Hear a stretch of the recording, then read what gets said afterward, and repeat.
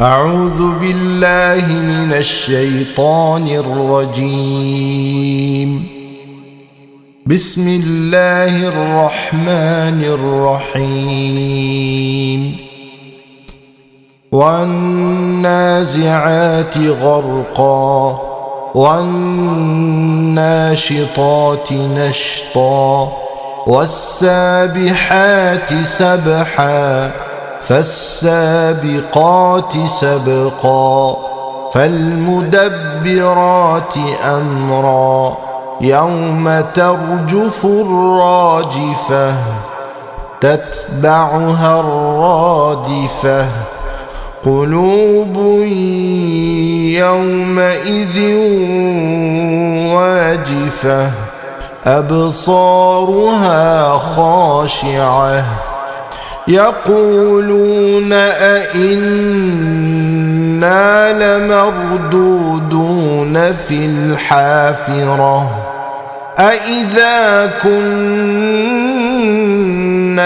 عظاما نخرة قالوا تلك إذا كرة خاسرة فإنما هي زجرة واحدة فإذا هم بالساهرة هل أتاك حديث موسى إذ ناداه ربه بالواد المقدس طوى اذهب إلى فرعون إنه طغى فقل هل لك إلى أن تزكى وأهديك إلى ربك فتخشى فأراه الآية الكبرى فكذب وعصى ثم أدبر يسعى فحشر فنادى فقال أنا ربكم الأعلى فأخذه الله نكال الآخرة والأولى إن في ذلك لعبرة لمن يخشى أأنتم أشد خلقا أم السماء بناها رفع سمكها فسواها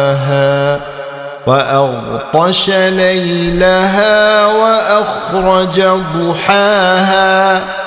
والأرض بعد ذلك دحاها أخرج منها ماءها ومرعاها والجبال أرساها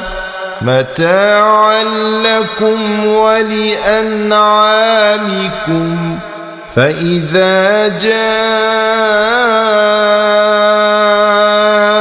الطامة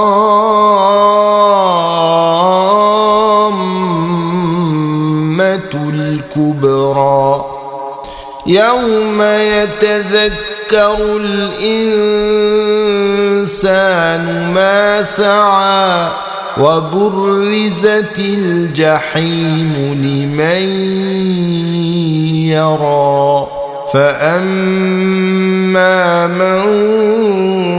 طغى وآثر الحياة الدنيا فإن الجحيم هي المأوى وأما من خاف مقام ربه ونهى النفس عن الهوى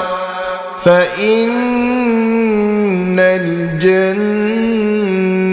هي المأوى يسألونك عن الساعة أيان مرساها فيما أنت من ذكراها إلى ربك منتهاها إنما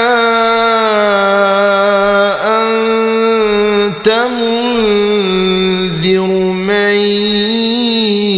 يخشاها كأنهم